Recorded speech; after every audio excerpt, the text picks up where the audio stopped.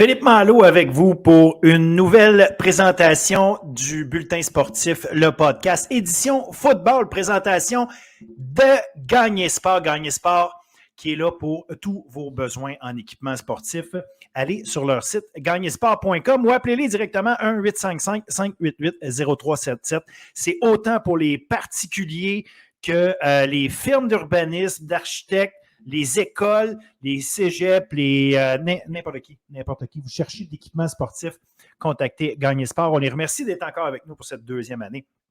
Et j'en profite également pour vous remercier d'être là et de suivre l'édition football de Bulletin sportif chaque semaine. Merci d'être là. Vous êtes de plus en plus nombreux. Je l'apprécie vraiment. N'ayez pas peur de passer le mot. Passez le message. On parle de foot collégial universitaire. Donc, encore une fois, un gros show, évidemment, avec nos analystes habituels.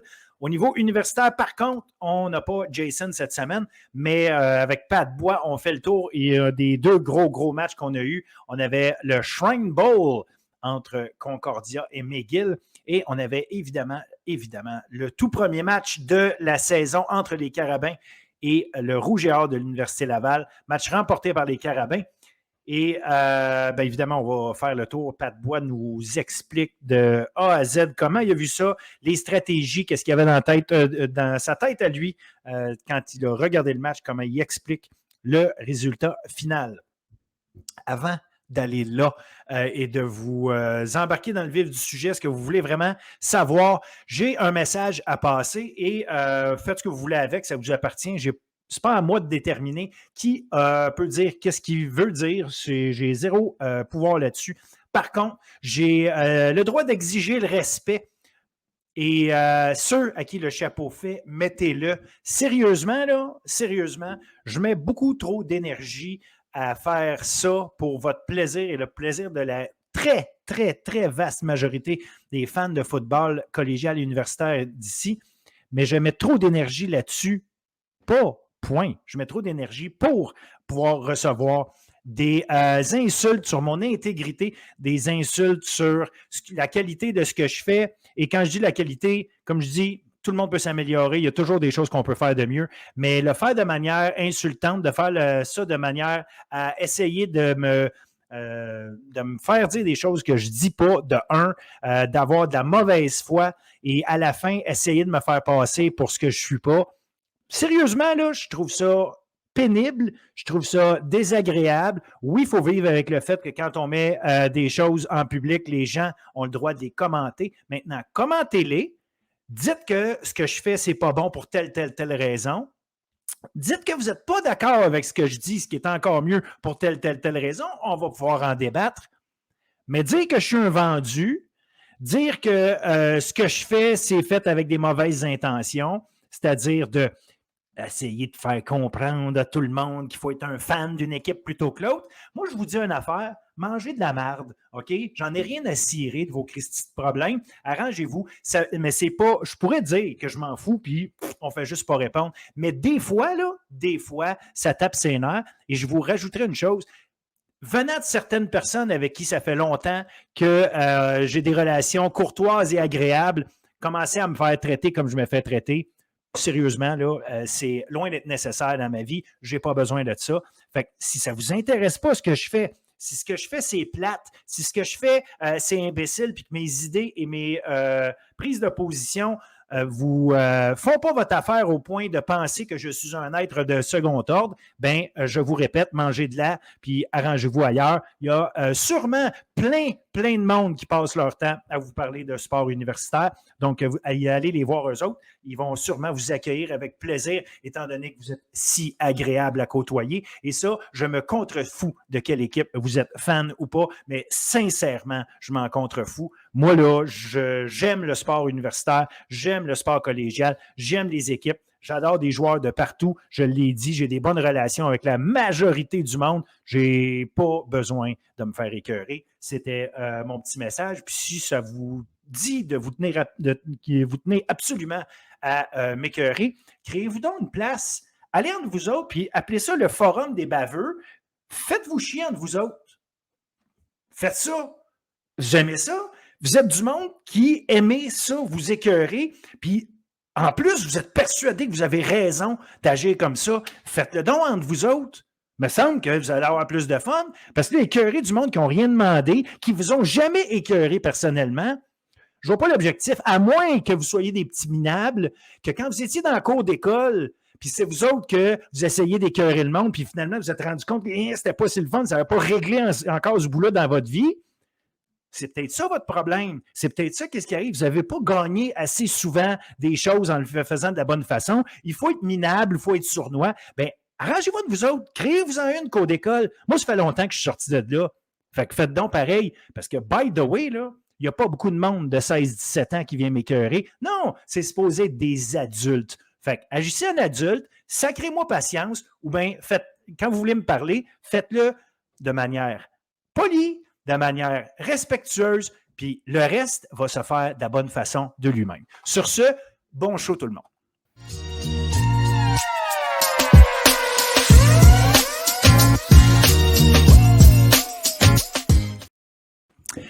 Foot universitaire, et cette semaine, habituellement, on est avec deux personnes, Jason Bryan, Jean-Baptiste et Pat Bois. Jason est en stage, donc on fait ça juste avec Pat cette semaine.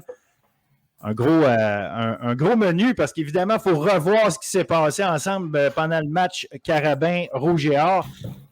Ceci dit, avant ça, on va aller voir McGill Concordia, mais même avant ça, je vais te dire salut Pat, comment ça va? Ça va bien fait, toi? Yes, ça va bien. Il faut savoir qu'on se parle tout le temps une minute ou deux avant de commencer l'enregistrement. Fait que nos salutations avaient été faites, mais question de faire ça comme il faut.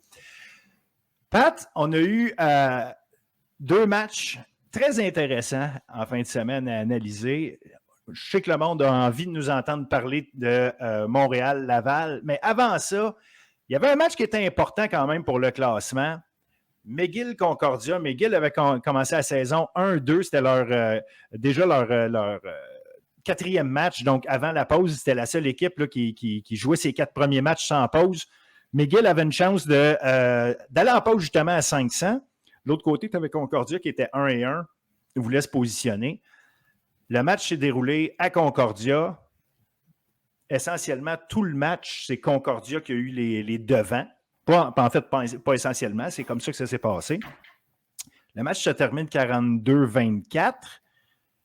Je pense que c'est un paquet de détails là, qui ont juste donné l'avantage à Concordia tout le long, qui n'avait pas nécessairement une grosse avance tout le long du match, mais qui s'est assuré d'être en avant, mettre de la pression constamment, puis forcer justement McGill à jouer du foot de rattrapage. Oui, exactement. Aussi, c'est les revirements au début de la game qui ont gardé McGill dans le match. Là, il y a beaucoup de mauvais jeux des retourneurs de Concordia en début de match qui ont permis à McGill de revenir dans le match, mais s'il n'y a pas ces erreurs-là sur les retours, c'est même pas proche. Là. Concordia est sorti comme une balle en début de match. Ils ont été ralentis par eux-mêmes, puis par la suite, ils ont réglé leurs problèmes, puis ils ont juste continué de faire ce qu'ils faisaient. Là. Est-ce qu'avec ce match-là, je ne veux pas arriver à des conclusions, c'est pas ça, mais il faut juste comprendre la tendance. Est-ce que Concordia est vraiment, puis moi en tout cas, j'ai l'impression que je le vois, c'est un peu ça, là, mais est-ce que Concordia est vraiment l'équipe numéro 3 cette année dans la Ligue? Ou c'est juste match après match, les hauts et les bas font en sorte que, en fin de semaine, c'est ça qu'on a vu. La semaine prochaine, ils rejoueraient un contre l'autre, puis on ne verrait pas nécessairement le même portrait. D'après toi, Concordia, est-ce que c'est l'équipe la plus stable, là, si on veut, des 3 entre Sherbrooke, McGill et les Stingers? Moi, je pense que présentement, c'est une conférence à 3 tiers. Tu as Laval-Montréal dans un tiers, tu as Concordia dans un tiers, puis tu as les 2 autres dans l'autre tiers. Ah, je pense que ça dit tout, ça à dire. Mais c'est ça, effectivement, parce que j'ai l'impression qu'on voit c'est une bonne équipe de Concordia et juste une sérieuse coche en arrière de Montréal puis Laval qui fait en sorte que quand ils jouent contre eux, bien, évidemment, on a l'impression de voir les défauts apparaître, les erreurs sont payées cher, mais effectivement, Concordia offre un jeu qui est plus complet. Puis surtout, ce que je trouve intéressant, c'est à quel point on a rapidement stabilisé une défensive avec le nouveau staff de coach là-bas, notamment, puis celui qui a joué un grand match d'ailleurs, il a été joueur défensif de la semaine, c'est le secondaire Loïc Gagné. un gars qui vient de Grasset, un gars, tu sais, que son nom ne sortait pas tout le temps parce qu'à Grasset, il jouait avec d'autres superstars, mais c'est un gars qui fait un travail formidable comme Sam. Puis cette semaine, là, il a été disons, honoré dignement du fait de sa bonne performance. C'est un gars sur qui Polo compte beaucoup, puis il va être là pour les prochaines années aussi. Là. Oui, exactement. Puis aussi, c'est comme un crédit à Polo, son staff, puis les joueurs qui ont embarqué dans le système. Ils performent très bien depuis le début de l'année. Tu as l'air de match contre McGill, mais au sol, ils ont complètement sorti l'attaque au sol de McGill. Les seuls verges qu'ils ont eu, c'est pas sur des jeux de course, c'est sur des scrambles de Eloa. Au niveau, je pense qu'on a réalisé 4 sacs. En termes de Eloa a complété un petit peu en haut de 50% de ses passes. Donc, je pense que c'est un plan de match très bien fait de Polo. Puis, il a voulu enlever ce qu'il a enlevé. Puis, je pense que ça prouve un peu ce que je dis depuis le début de l'année. Qui donne des jours ça de temps en temps, Eloa, mais prouve-le, force-le à te battre avec ton bras, ce qu'il n'est pas encore capable de faire. Que ce soit lui ou les outils alentour de lui, mais c'est à ce niveau-là que McGill, il faut qu'il s'améliore. L'attaque au sol s'améliorer. Là, c'est un gars qui peut faire des jeux n'importe quand, mais il faut que le passing game devienne plus complet. Ben exact. Puis on l'avait vu dans quelques petites séquences. Vous en aviez parlé, toi et Jason, à un moment donné, justement, que McGill et Eloi en particulier vont beaucoup s'améliorer. Le jour, il va être capable de découper des défenses un peu plus. Il l'avait fait un petit peu la semaine passée. On l'avait vu dans quelques séquences où est-ce qu'il y a justement des gains de 7 verges, 12 verges ici et là, aller chercher ce que le terrain lui donnait. Dans ce match-ci, effectivement, ça a été difficile. Puis essentiellement, ben, tu sais, là, il a fallu qu'il se fie sur Darius Simmons, qui lui a capté 10 ballons.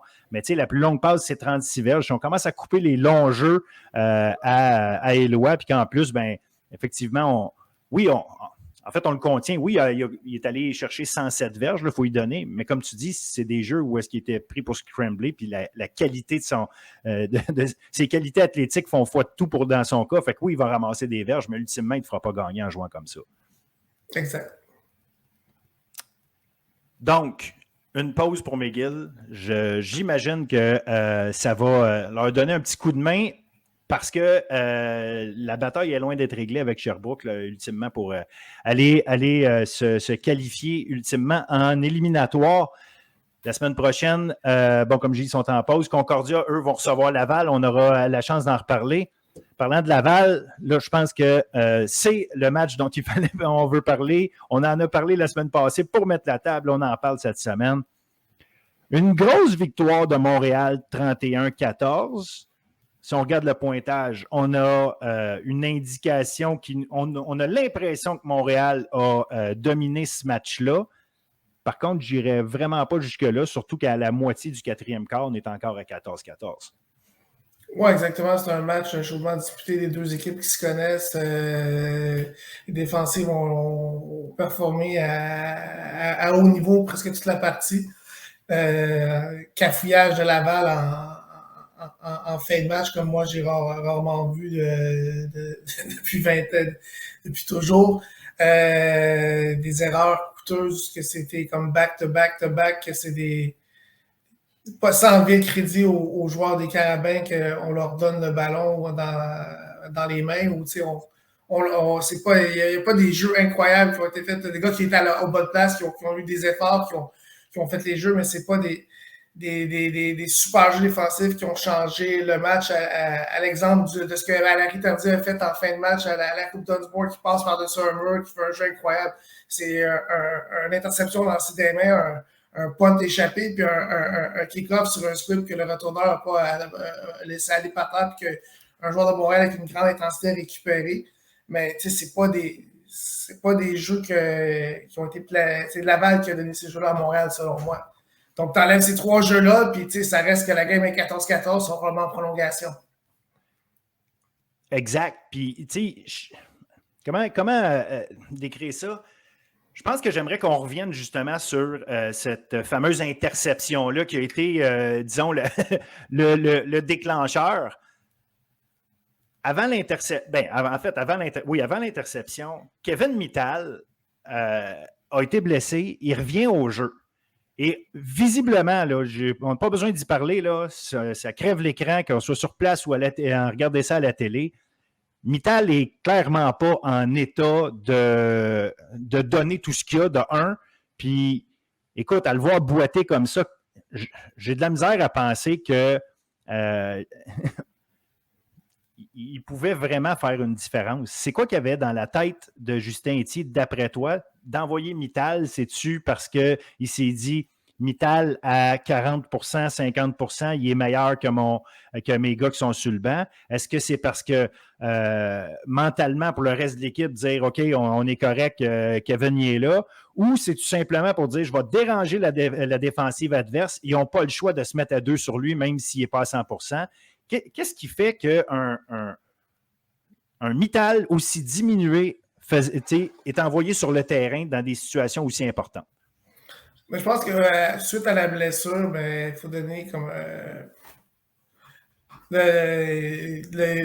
Souvent, c'est arrivé, le joueur est blessé, le physio dit il n'est pas à 100%, mais d'accord, il est capable de continuer un petit peu. Tu l'envoies sur le terrain. Là, c'est suite à ça, tu vois qu'il n'est pas à 100%, tu dis, il est pas, peut-être sur leur optique, il avait de l'air, il est peut-être un 10% moins là, mais possiblement il peut faire des jeux quand même, mais plus que ça avançait dans le match, plus qu'on voyait que c'était pas un 10% qu'il n'y avait pas, c'était du 20 à 30%, c'était pas le même joueur. Par contre, si tu parles du jeu en question, c'est un concept qu'on appelle mesh au football, où tu as deux joueurs qui se croisent, tu essaies de faire un pic, puis si c'est zone, tu t'assois. Si c'est bad, mais tu continues. Puis quand on voit sur le jeu, Mittal, il n'a pas semblé déranger assez le gars qui était sur lui, puis le gars qui était sur lui, quand il a vu que Kevin s'est assis dans la zone, il a envoyé ses yeux sur le carré, il a triché de l'autre côté. Puis visiblement, c'est ça, sur ce jeu-là, Arnaud Desjardins est obligé de jouer vite. Puis clairement, il a lancé le ballon là où il pensait que quelqu'un allait être, parce que la seule personne qui est là, c'est Guillaume Perrier à ce moment-là. C'est pas comme si... c'est pas juste une erreur d'exécution, qu'on est à 1 pouce près d'envoyer le ballon à bonne place. C'est pas Perrier qui reach pour aller chercher ce ballon-là. Il le reçoit directement dans les mains. À son crédit, par exemple, Kevin s'est décidé de s'asseoir. Il a mis ses yeux sur le carrière. Il a vu que le carrière a lancé de l'autre côté. Donc, ça c'est un bon instinct de sa part. Mais clairement, Arnaud a reçu un mauvais snap. Il a paniqué. Il s'est débarrassé de la balle où ce que le gars devrait être sans nécessairement regarder et lancer en plein des mains du gars de Montréal. Exact. Puis tu sais, ça a été un jeu clé parce que c'est 14-14 à ce moment-là. Bang, on met ça 21-14. Mais c'est qu'après ça, Montréal trouve une manière de complètement anéantir l'attaque de Laval. 2 drives de suite où est-ce qu'on oblige Blanchard à punter après 2 two and out, puis c'est comme ça que ça se passe. Puis on l'a vu ultimement, c'est ça, comme tu disais tantôt, un ballon échappé sur un dégagement.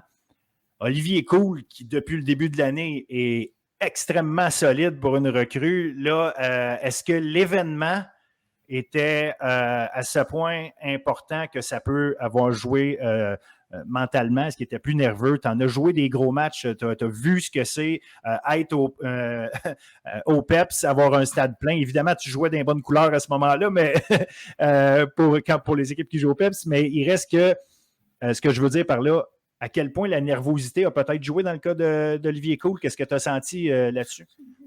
Ça reste que le jeune, c'est un surdoué. Il fait sa place à Laval à sa première année. C'est un gars qui, depuis le début de l'année, je pense qu'il n'en a pas échappé un.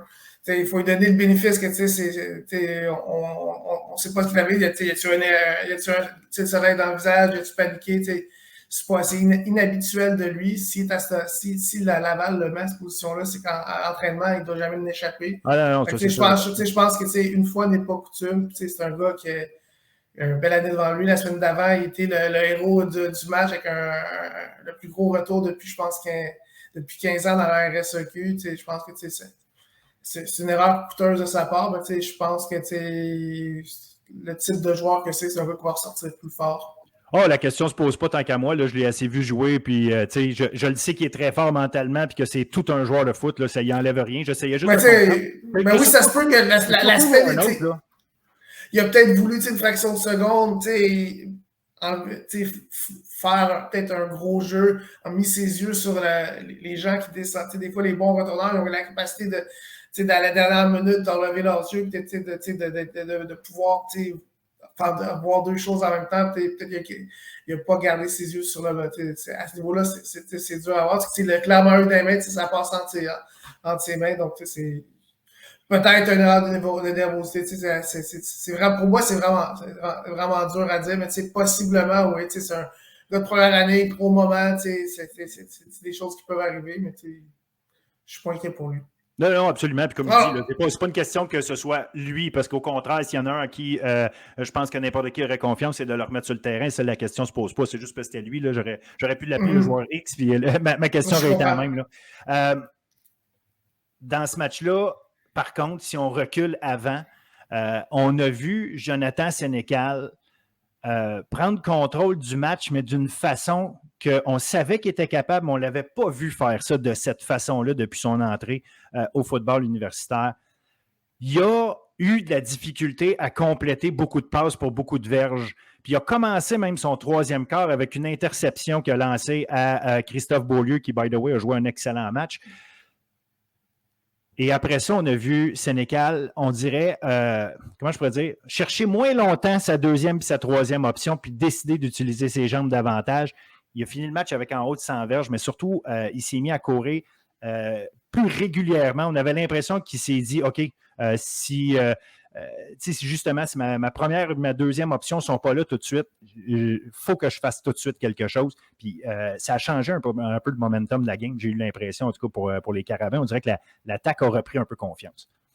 Ben, c'est un bon point. C'est Laval, la raison pourquoi Jonathan a eu à faire ça, c'est que Laval jouait beaucoup de couverture en Mahomes, jouait été agressif souvent en Mahomes, se mettait des gars directement dans la phase des receveurs des Carabins. Ils ont mis beaucoup de pression. Quand tu joues des fois du Mahomes et tu es agressif, mais tu peux t'exposer à des courses du corps arrière.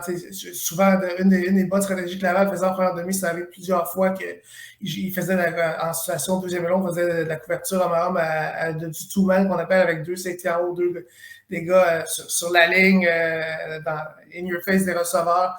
Ils sortaient des joueurs de ligne défensive, ils mettaient deux secondaires, dont un qui était spy qui était sur Sénécal. Donc, parce que Laval était conscient que dans ces situations-là, que ça prend un gars sur le corps arrière. Montréal a eu beaucoup de difficultés avec cette couverture-là. Mais souvent, une des solutions dans cette couverture-là, ben, ça enlève le timing que Montréal avait. Sauf que ça t'expose des fois à des gros gains de carrière qu'elle veut courir. Depuis que l'année passée, Sénécal était blessé, il ne l'avait pas fait. Donc, à Laval, on est allé à un pourcentage. Sénécal, présentement, court pas. On va mettre de la pression, on va être agressif. Puis finalement, Sénécal, ils étaient payés avec ses jambes. Donc, ils se sont rendus compte au niveau des Carabins qu'il y avait beaucoup de demandes du côté de Laval. Très agressif en deuxième demi, beaucoup de situations de couverture où là, finalement, on n'avait pas de gars qui étaient en membre avec Jonathan. Puis quand ça arrive, ces situations-là, il faut que les alliés gardent le carrière en dedans, ce qu'ils n'ont pas fait. Puis tu donnes autant de gazon à Sénécal, il va te faire payer. Il faisait quand il était au high school, il faisait au cégep, puis il fait très bien universitaire. Donc, c'est un gars qui a des capacités athlétiques en haut de la moyenne. On ne lui demande pas de le faire quand il n'y a pas de besoin, mais quand le besoin est là, c'est un gars qui va te faire payer si tu enlèves toutes ses options. Puis il faut que tu ailles si tu fais ça, il faut que tu aies quelqu'un sur lui ou qu'avec tes alliés défensifs, tu le contiennes en dedans.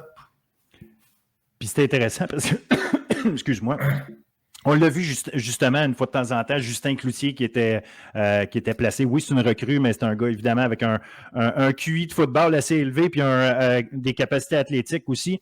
On l'a vu le faire, mais soit il n'a pas tout le temps été capable, ou soit il y a des situations où Sénécal a été capable de voir que justement l'ouverture allait être là malgré tout. Mais cette façon de jouer-là, justement, avoir un espion sur Sénécal, est-ce que tu penses que ça va obliger les équipes, après avoir vu ça, à le faire de plus en plus, ou c'est vraiment parce que le travail de la tertiaire du Rouge et Or a été tellement A1 que ça a forcé cette situation de jeu-là. Mais, je pense que c'est peut-être deux choses. Je pense au niveau du film, probablement que Laval n'avait pas joué beaucoup je parle en première demi de couverture two-man dans l'année où contre Montréal. Donc Montréal était peut-être pas nécessairement prêt au niveau scheme à affronter cette couverture-là. Puis souvent, quand tu affrontes du two-man, mais ce que tu veux frapper, c'est des tracés intérieurs. Ton back, s'il n'est pas couvert, ou sinon, nous autres, carrément, pour mes carrières, c'est in-breaking route, backs, QB run. C'est comme tu n'as pas d'autre. Parce que tout ce qui est timing, que tu aimes faire des fois en troisième et long, mais là, tu n'as plus de timing parce que tu as deux gars en haut qui enlèvent les tracés, être sur le tracé profond, puis au niveau des petits tracés qui sont courts, mais tu as des gars qui sont dans la phase des receveurs qui enlèvent le timing. Donc, ça force des tracés qui sont peut-être pas possibles. Donc, c'est un ajustement que Montréal, si jamais, quand tu peux être sûr que quand ils vont affronter Laval, ils vont avoir certains jeux de passe pour mettre leurs joueurs en évidence face à la couverture two-man. Puis mais ce que Laval faisait bien dans cette situation-là, c'est qu'il mettait un spy sur Sénécal. Par contre, beaucoup de gens en deuxième demi, ça a été des jeux que Laval, c'était pas du two-man, c'était plus des situations de pression agressive où ce que là, tu sais, c'est comme tu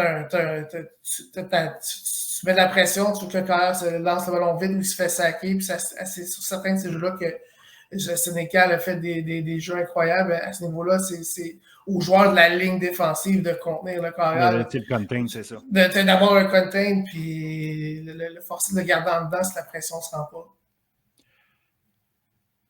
Ce que tu amènes puis ton explication, je pense que justement, ça vient probablement expliquer ces tracés-là qui n'étaient pas là, malgré tout le fait qu'un gars comme Hassan Dosso a été essentiellement éliminé de l'équation.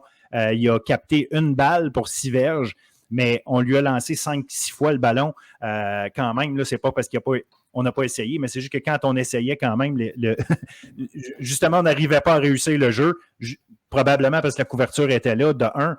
Mais je trouve ça vraiment intéressant de voir comment on a forcé les Carabins à jouer d'une façon, mais que, en tout cas, j'en reviens beaucoup là-dessus, à quel point Sénécal a pris tout ça en charge. Puis je le sais que c'est le meilleur joueur de l'équipe au niveau offensif, c'est assez clair. C'est lui, je pense que tout le monde le sait, il n'y a pas de surprise là. Mais c'est cette capacité ou le fait de réaliser les jeux au moment où changer un peu son approche, réaliser les jeux au moment où justement son équipe en a besoin, où est-ce qu'il a besoin soit d'improviser ou un petit peu changer l'approche qu'il a été capable de faire. Tu veux que ton meilleur joueur soit capable d'être le meilleur sur le terrain. Puis je trouve que c'est la démonstration que Sénécal a été capable de faire quand ses armes autour de lui n'étaient plus capables de produire ou n'arrivaient pas à produire. Il a été capable de faire des grandes choses. Fait qu'en ce sens-là, pour moi, c'est une performance que je veux saluer parce que j'ai adoré le regarder réagir à ça. Il reste qu'il n'a complété au total que 157 verges de passes. C'est son plus bas total depuis qu'il est arrivé au niveau universitaire. Il faut saluer le Rouge et Or de l'autre côté aussi pour ça. On a forcé Sénécal à faire autre chose. Il nous a battus avec ça, oui, mais ce n'est pas lui qui les a battus. Comme tu dis, à la toute fin, ça reste que c'est les 3 fameux jeux qui font la grosse différence, qui font en sorte que tu as 17 points d'écart dans tout ça. Mais si tu n'as pas le pick six, si tu n'as pas les 2 ballons échappés sur les bottées, tu as peut-être une victoire du Rouge et Or à la fin. Tu as peut-être, puis c'est vraiment juste une question de dire que c'est la fin du match qui a tout changé. Malgré ça, je pense que ça va faire en sorte que les 2 équipes vont avoir de quoi réfléchir. Les coaching staff vont avoir tellement de choses à réfléchir pour le prochain affrontement. C'était bizarre jusqu'à un certain point comment ça s'est passé. C'était pas du habituel, disons ça comme ça. Mais tu sais, c'est comme on parlait tantôt, les défensifs vont jouer malgré le fait que Laval a échappé Sénécal sur certains jeux. Au sol, ils ont quand même neutralisé l'attaque au sol des Carabins. Sur la passe, Montréal a fait presque 3 fois le tiers de ce qu'ils font d'habitude par la passe. Donc, c'est quand même une bonne prestation. Pas parfaite parce qu'on plus le match avançait, plus qu'on a permis à Sénécal de faire des gros jeux. Donc, c'est cet aspect-là probablement est à peaufiner, puis qui est à mettre, de mettre une coche au-dessus pour Laval. Puis la défensive des Carabins a quand même complètement shut down. Oui, Mittal était blessé, mais même avant qu'il se blesse en deuxième demi, la défensive des Carabins était quand même assez hermétique. Ils ont eu beaucoup de two and out en deuxième demi. Puis Oui. À ce niveau-là, oui, on en parle. Je suis d'accord, il y a eu les revenants qui ont changé la partie, mais dans ces moments-là, quand Laval a peut-être une chance de remonter, la défensive des Carabins elle a dit non. Exact. Puis pour terminer là-dessus, moi, il y a un gars que j'adore voir depuis l'année passée, c'est Édouard Arsenault avec le Rouge et Or. On parle beaucoup de Mittal.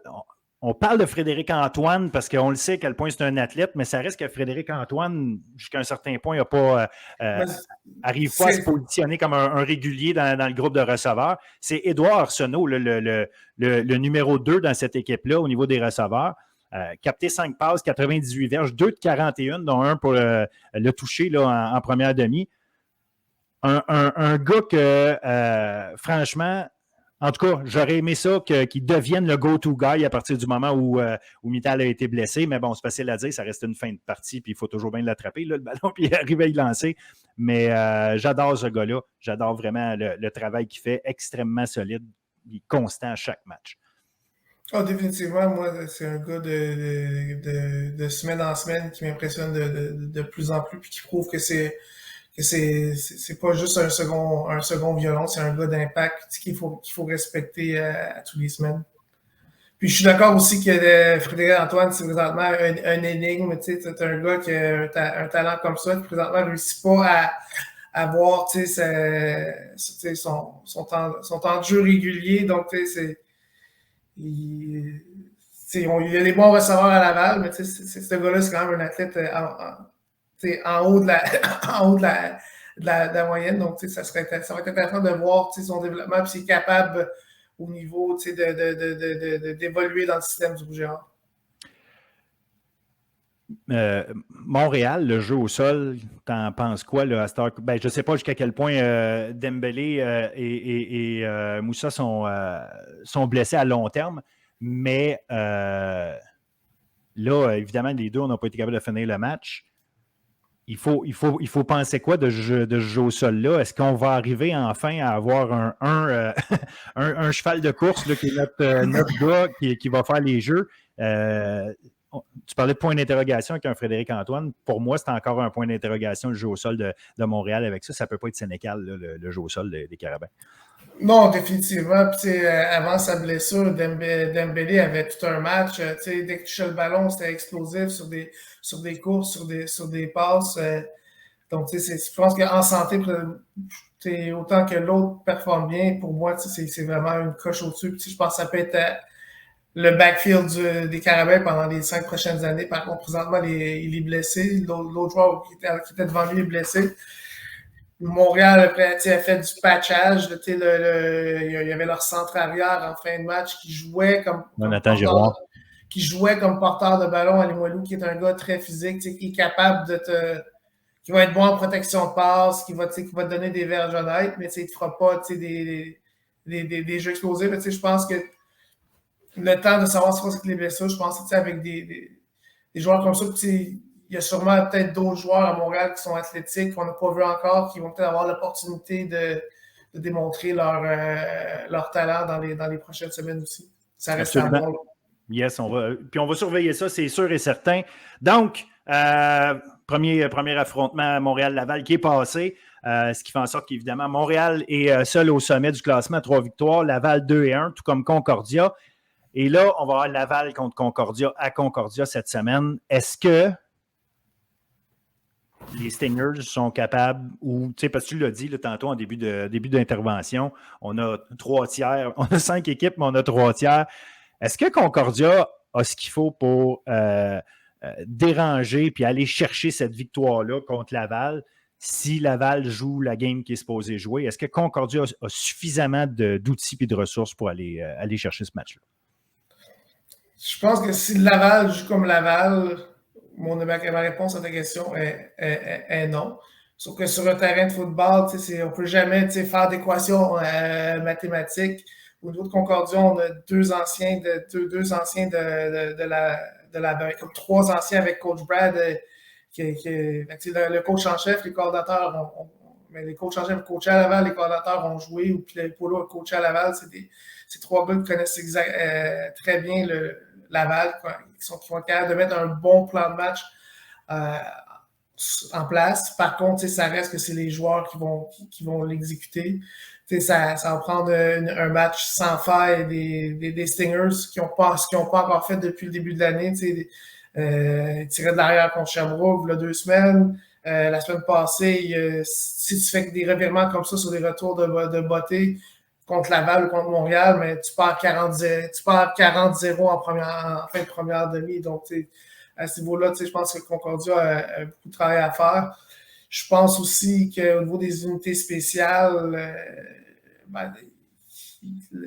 autant qu'offensivement, défensivement, Concordia fait bien, ont progressé. Je pense que sur les unités spéciales, mais face à la profondeur de Laval, je pense que le gros avantage au niveau du Gérard va à ce niveau-là. Puis le football à 3 essais, ça reste le tiers de la partie. Donc, je pense que ça prend vraiment un match parfait des Stingers. Puis, malheureusement pour eux, mais Bouchard a perdu contre les Carabins. Puis d'habitude, quand Laval perd une game, la semaine d'après, les gars sont fouettés. C'est quand tu as une équipe avec plein de talent comme ça, puis de semaine en semaine, tu dis aux gars, tu fais une erreur, mais tu gagnes pareil, tu fais des jeux pareils. Mais souvent, le gars, il t'écoute, mais oui, mais je le fais, on fait pareil. Là, quand tu perds, mais là, les gars sont plus conscients des erreurs, ils se rendent compte qu'ils sont plus, ils sont pas tout le temps beaux, ils sont pas tout le temps fins, puis Laval, les joueurs, là, les coachs de Laval, ils peuvent exposer les choses plus facilement. Puis, je pense que quand tu fouettes une équipe comme ça, ben, d'habitude, elle sort plus fort, puis ils vont pouvoir prouver aux gens que la mauvaise séquence du 4e quart, puis le match contre Montréal, c'était une erreur. Puis pour moi, je pense que Laval va sortir fort. Donc, tout peut arriver sur un terrain. Je pense que au niveau de la Concordia, les coachs, la mentalité du staff pour pouvoir continuer avec le Rouge et Or, elle reste à voir sur la profondeur pour pouvoir arriver dans un combat heavyweight. Ça reste à voir. Et ça reste à voir, puis il y a peut-être un statement à aller faire, victoire ou défaite, il y a peut-être un statement à aller faire pour Concordia de se positionner. L'autre match, Sherbrooke à Montréal. Sherbrooke arrive de sa semaine de vacances, mais s'en vont quand même au Sepsum à Montréal. Montréal qui va arriver là en grande confiance. Sherbrooke a des choses à corriger, disons-le comme ça, ou clairement à peaufiner. Là, je vais aller plus loin. Puis il y a surtout de la santé en général là, qu'il va falloir surveiller, à savoir à quel point les joueurs clés qui ne pouvaient pas être là vont être capables d'être de retour. Sherbrooke, c'est une équipe qui a donné du fil à retordre à Montréal l'an passé. Par contre, je me pose des questions à savoir s'ils vont être capables de le faire cette année au vu de ce qu'on a pu observer en début de saison. C'est une équipe qui a ses hauts et ses bas à Sherbrooke, puis on l'a vu contre des équipes comme Montréal et Laval. Tu as mentionné que Concordia allait devoir jouer un match parfait. Je pense que Sherbrooke n'a même pas le choix. Là, c'est même pas discutable. Oui, Sherbrooke, ils ont l'avantage d'avoir eu 2 semaines pour se préparer. Donc, au niveau des schemes, ils vont être prêts. Il serait savoir si les joueurs qui sont en santé, comme leur joueur de défensif qui fait une grosse différence, Dylan, son nom de famille m'échappe. Dylan Côté. Si Dylan Côté de retour, c'est sûr que c'est un atout de plus parce que c'est un joueur qu'on l'a vu depuis les dernières années. Puis en début de saison, c'est un gars qui a un impact direct pour contrer l'attaque au sol adverse. Donc, c'est sûr que sa présence, son retour, s'il est là, pourrait aider le Vert.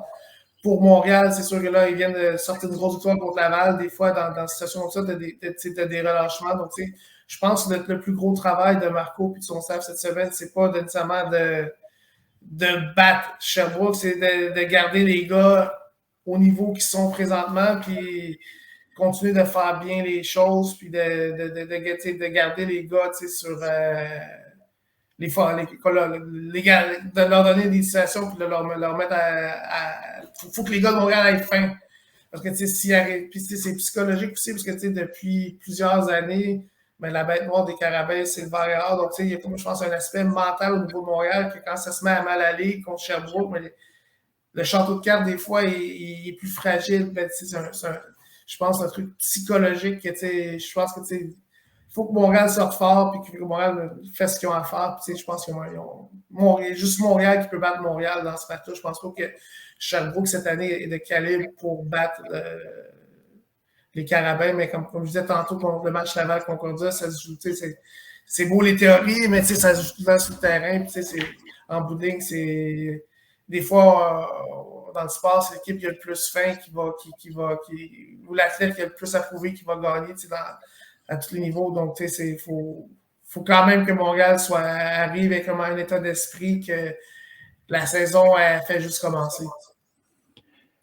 Très, très intéressant. Ça va être à suivre. Puis pour Montréal, j'ai hâte de voir justement, comme tu dis, là, comment on va faire pour garder tout le monde sharp parce que tu sais, c'est s'assurer que toute la semaine, c'est ceux qui pratiquent le mieux qui rentrent sur le terrain, mais juste en pensant à cette semaine, est-ce que c'est une façon de garder ton monde sharp ou est-ce que tu es sûr que tes vétérans ou en tout cas, vétérans ou partants, je vais le mettre comme ça, là, parce que ce n'est pas juste une question de vétérans. Est-ce que tes partants ont les réflexes aiguisés et sont prêts à jouer à leur maximum? Ça peut être une façon. Un gars que je vais surveiller s'il a la chance de retourner sur le terrain, comme on l'a vu contre Laval, c'est le secondaire Mohamed Elchal, un gars qui avait une solide réputation dans la région de Québec, plusieurs pensaient qu'il allait se retrouver avec le Rouge et Or, qui a décidé de venir avec les Carabins.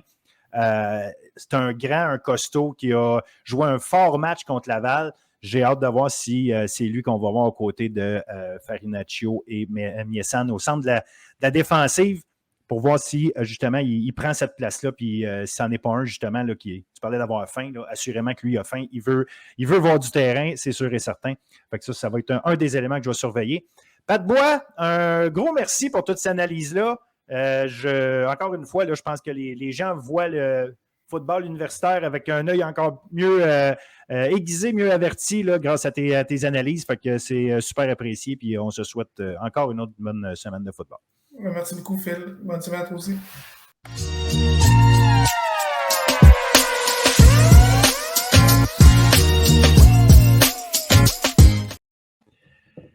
Foot collégial avec William Julien. Salut, Will.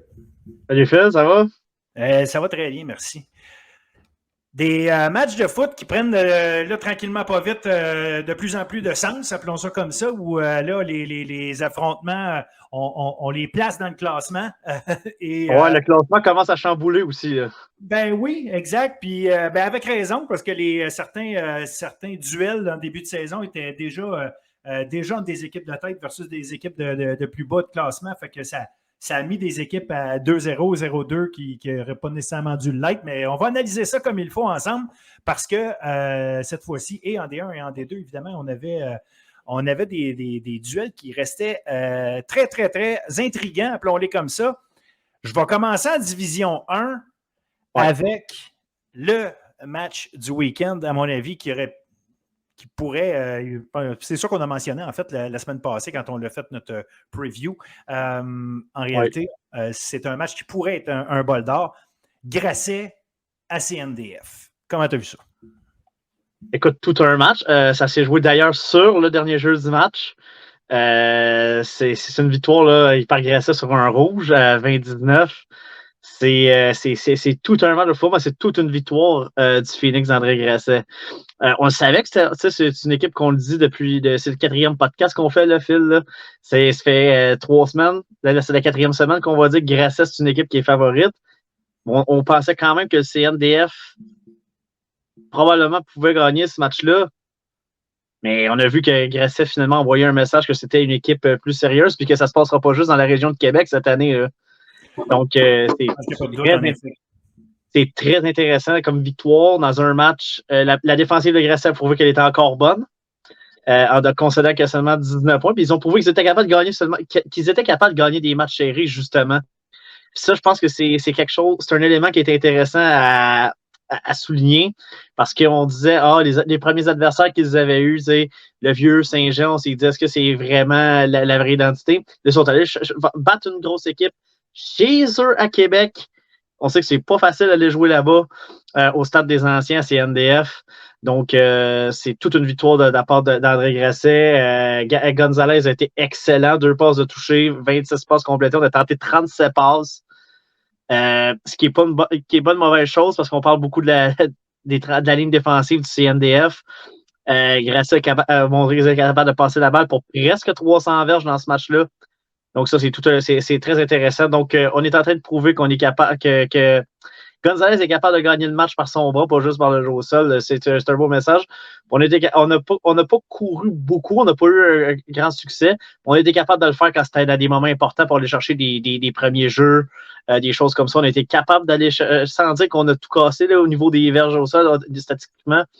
Mais moi, là, des fois, c'est pas grave si c'est pas les statistiques, mais les statistiques, des fois, c'est important. Si tu es 3 en 4 ou 4 en 5 en troisième essai au sol, puis que ça te permet de construire tes séquences, mais c'est exactement ça. Donc, c'est un peu ce qui est arrivé.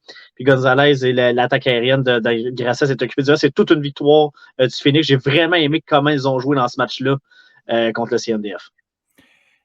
Il y a un paquet d'histoires, je trouve, à aller chercher de cette performance-là. D'abord, on mentionnait accorder seulement 19 points, mais 9 de ces 19 points-là, c'est même pas la défense qui les a accordés en partant. Exact. Un retour de beauté et un toucher de sûreté pour commencer le match. La défensive n'était pas embarquée sur le terrain, que déjà c'était 9-0. Exact. Le premier jeu en défensive qu'a fait Grasset, s'en va récupérer immédiatement un ballon. Donc, tu sais, il s'est passé de quoi là? Fait qu'on tirait de l'arrière 9-0, mais rapidement, on a replacé les choses pour Grasset au point où c'était 17-9 pour Grasset à la demi. Tu sais, tu mentionnais, on a réussi à faire des choses par la voie des airs. Il y avait une pression qui arrivait, mais on a su trouver la façon de gérer cette pression-là pour aller chercher des verges. Parce que Steve Mboumois, c'est tout un joueur, mais Thomas Gosselin aussi.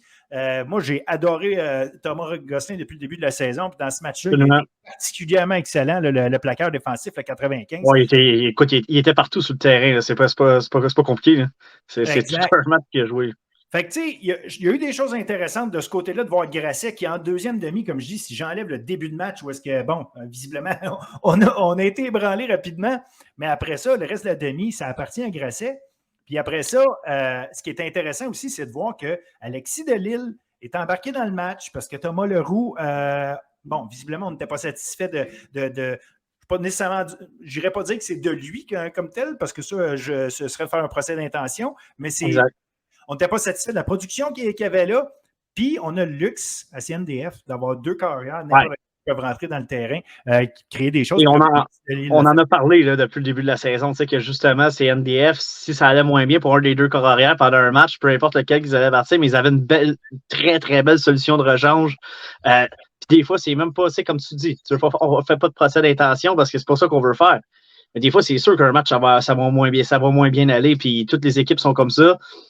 Puis des fois, tu veux juste changer le momentum, tu sais, surtout avec le fait. Puis quand Alexis Delisle est arrivé, on a vu juste un petit changement de souffle dans le match. Puis des fois, c'est ça que ça prend. Hein, il y a des choses qui vont moins bien contre un adversaire. Ben, des fois, juste de changer le mal de place, mais ça donne des beaux résultats. Mais ça a été tout un match de football.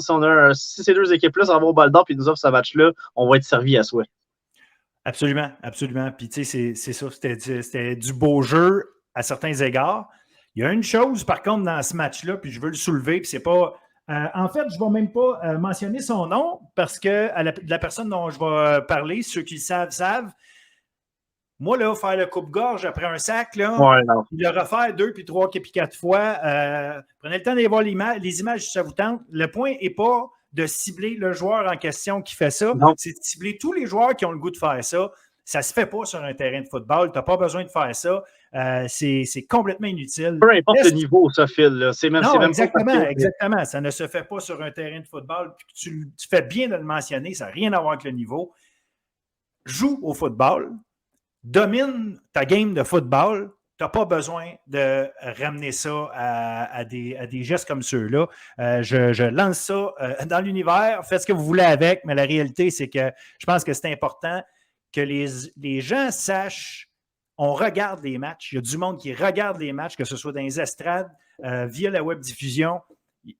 Il y a je comprends qu'on deal avec des jeunes qui sont encore jeunes, puis c'est correct. Là, je ne dis pas qu'il ne faut pas pardonner à ceux qui ont fait ça, mais il y a une éducation à faire par rapport à ça. C'est pour ça que je n'aime pas la personne, parce que ça ne sert absolument à rien. Là. L'idée, ce n'est pas de le pointer particulièrement. C'est vraiment de dire faisons attention à ce que nous faisons sur le terrain, messieurs. Vous aimez avoir le spotlight, ça vient qu'une responsabilité, puis ça en fait partie.